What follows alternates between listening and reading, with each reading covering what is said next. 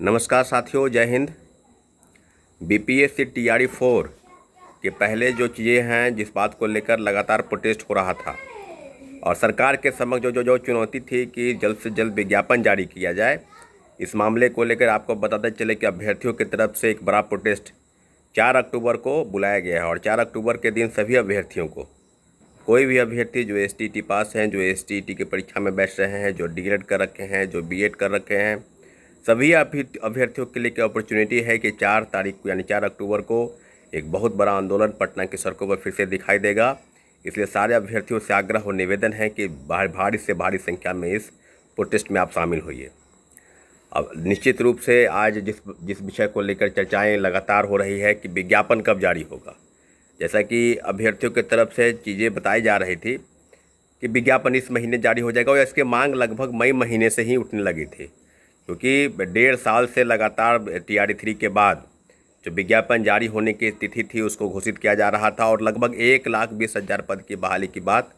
सरकार के तरफ से की जा रही थी। मुख्यमंत्री जी ने ट्वीट किया था 1 लाख से ज़्यादा पदों की बहाली शिक्षक बहाली के चौथे चरण में की जाएगी,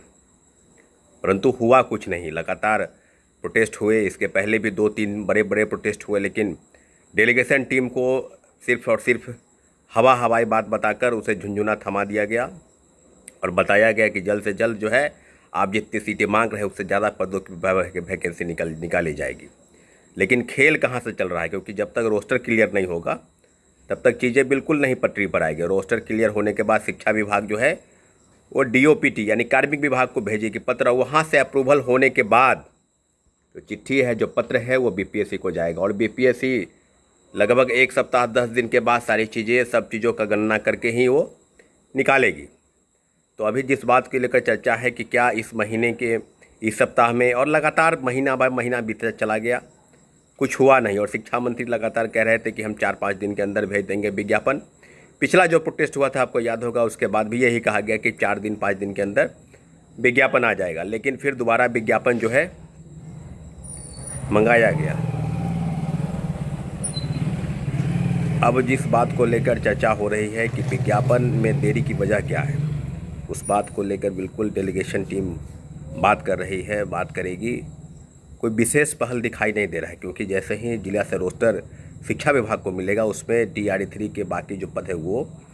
और जो ट्रांसफ़र पोस्टिंग के पद जो खाली हुए सबको जोड़कर दोबारा आना है। तो अब इस बात को लेकर बिल्कुल अब गहमा-गहमी बना हुआ है, और चुनाव आयोग की टीम जो है 4 अक्टूबर और 5 अक्टूबर को पटना दौरे पर है। तो अभ्यर्थियों के मन में उपाहों की स्थिति है कि चुनाव की अधिसूचना कभी भी जारी हो सकती है। इस बात को लेकर, इस बात को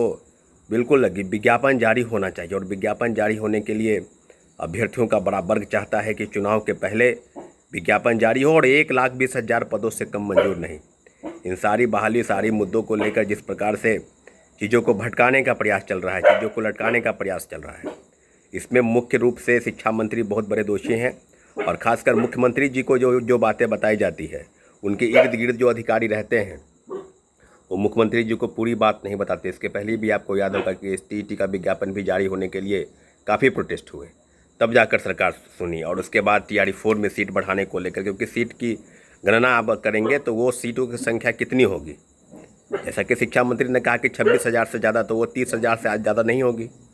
1,20,000 पद की बहाली की बात तो सरकार की तरफ से किया जा रहा था। डिप्टी सीएम के ट्विटर हैंडलर, सरकार के जो भी सोशल साइट्स हैं, सब जगहों पर ट्वीट किया गया, पोस्ट किया गया, और आज भी पोस्ट हो रहे हैं कि इतने पदों की बहाली होगी। मुझे लगता है कि आपने जो वादा किया उस वादे पर आप खरा उतरिए, और 1,20,000 से कम मंजूर नहीं।